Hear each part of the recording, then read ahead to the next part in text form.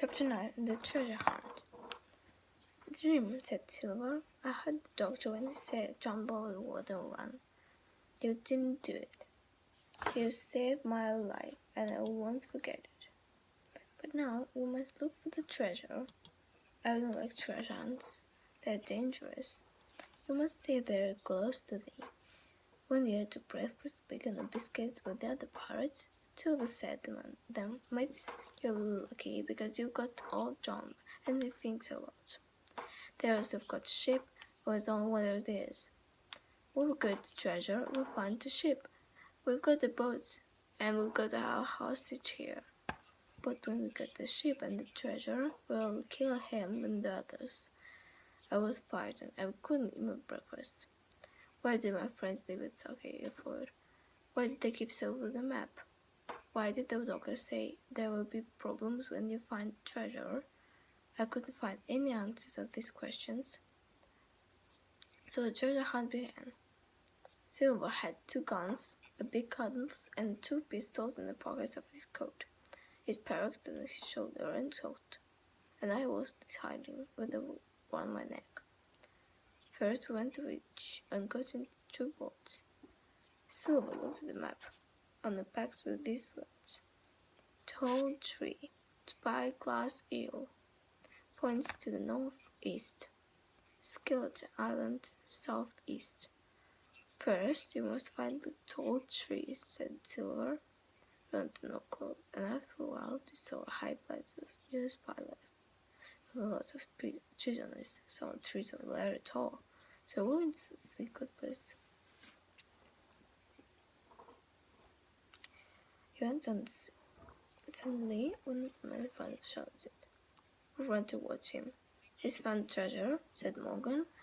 No, said another man, very frightened. Then we saw a human skeleton under a big tree, and we all became cold with terror. It was a Stayman, said George Murray. Look at the arms and hands and feet, said Silver. They're in the natural position. He was right. The skeleton's feet pointed in one direction, the arms and the hands pointed in the opposite direction. I think I understand, said Silver. Look, it's pointing southeast at Skeleton Island.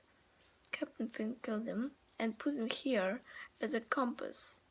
Morgan said, it's Allardyce. He took my knife with him. I remember now. Well, enough is here now. Where is it? Asked George. Maybe Flint took him, Morgan said. Maybe he's still alive. No, he's dead, said George. Or maybe it's his ghost. Morgan cried, stop this dog, shouted Silver, dead. And there's night ghost. Come, let's go. So we continued walking. On the plateau, we sat down to rest. We could see the cape of the woods in front of me. And this was the harbour and Skeleton Island. Above this was Spyglass Hill. There are only 3 tall trees in the direction of Skeleton Island, Silver said. Double bees and now. Come on, boys, let's go.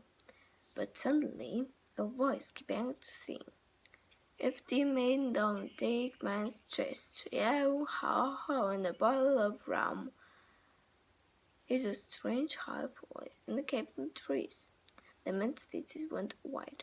He stood up quickly. Oh, God, it's Flint, said George. The voice stopped. Silver's face was very white, too. But he said, come on, boys, don't be frightened. Someone's playing a game with us. The voice suddenly began again. It didn't sing with time. There be McGraw, it shouted from far away.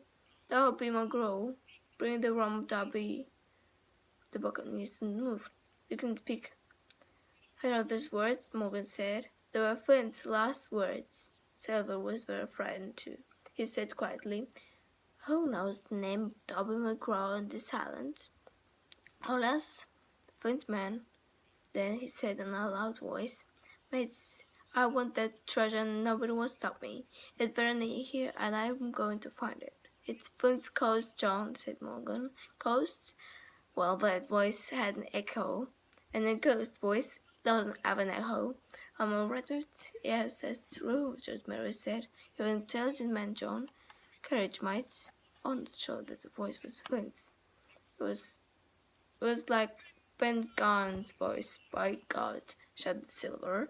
Who is frightened of Ben Gunn? Mary asked. Not me. The buccaneers weren't frightened now, and the color returned to their faces, but began to laugh and croak. Then we continued walking, and they arrived at the first of the 2 trees. But it wasn't the right one. We went to the second tree. It wasn't Prince. But the third tree was very tall, about 200 feet high, and only in the ground under the tree was a treasure. My companion went and watched, and Silver followed them on his crutch. Sometimes he pulled me to the rope. Sometimes he looked at me with terrible eyes that said, I'm going to put the treasure on the Hispaniola, and then I'm going to kill you and all your friends. Suddenly, a man stopped. There was a cry of surprise. In front of this was a very big hole in the ground. It wasn't recent because there was grass in it. There were some pieces of wood with words on them, the name of friendship. But there was indeed treasure in the hole. It was empty. The buccaneers couldn't believe their eyes. They just stood and looked at the hole. From the surprise was he said to me quietly, Are you ready, Jim? And he gave me a pistol. Then, quietly, he began to move to one side of the hole. Now it was being asked in the buccaneers. He looked at me and smiled. The others jumped into the hole and tried to dig with their fingers. Morgan found a piece of money and gave it to his companion. £10, Mary shouted at Silver. You knew that the hole was empty. Do you want to meet Captain Mary? Silver answered. But this time all the pirates were with Mary, and they were all very angry. They began to climb out of the hole. They all stood there, 2 on one side of the hole, 5 on the other. Silver watched them with a calm expression. Nobody spoke. Then Mary said, Mates, there ain't 2 of them. Silver's got 1 leg, and I was a boy. Now, mates, but didn't finished. There were 3 shots from the trees, crack, crack, cracker, and Mary fell dead into the hole. Another pirate fell dead too. The other 3 men ran away. Just then, the doctor, Ray, and Ben Gunn came out the trees with their guns. Quick boys chopped the doctor to the boats before the pirates got there, and all ran into the trees. Silver ran very fast on the scratch. Then he shouted, It's all right, doctor. Look, they aren't going to the boats. So we all sat down to rest. Soon they went down the hill towards the road, and then the gun told us his story. I found this skin of Allardyce a long time ago. I took his death, and then 2 months ago I found the treasure. I took it to a cave in a hill on the northeast of the island. It's there now. And the doctor told his story. When I left the stockade, I went to find Ben Gunn, he said, and he told me his story. Well, the next morning I saw the ship wasn't there, so I went to Silver and gave him the map, because now I knew that this show where the treasure was. Then the squire, the cat, and I went to Ben's cave. I didn't want to do the pirate, Jim, but ran away, so what could I do?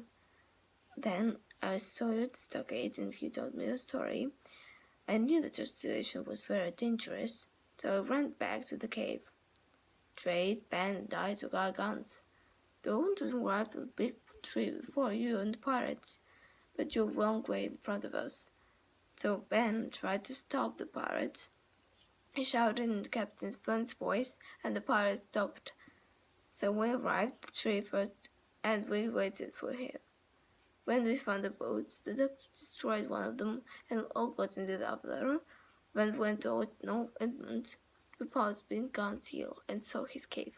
We continued for 3 miles, and then we suddenly saw the Hispaniola. She wasn't on the beach in North England.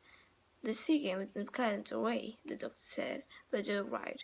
But Gray, you can stay in the night and guard her. So got out of the boat on the beach at Rombay, where Ben's cave, and Gray went to the Hispaniola. When they arrived at the cave, the squire met us. Don Silver, he said, you're the very bad man, but the doctor told me that you mustn't arrest you. The welcome man, Silver, I give much there at St. Long John. I wanted to arrest you. We went to the cave. Captain Smollett was near a big fire. And then I saw Flint's treasure in a corner, lots of gold. For dinner that night, we had Ben's gold and some wild formation vanilla. We were all very happy, and Silver sat with us. He talked and laughed. On the next morning, we took all the treasure to the beach. Then Gray and Ben gone took it by the boat to Hispaniola. There was lots of in the woods all day, so 3 years.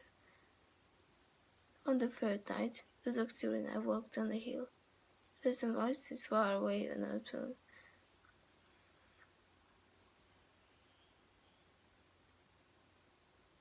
"It's the 3 pirates," said the doctor.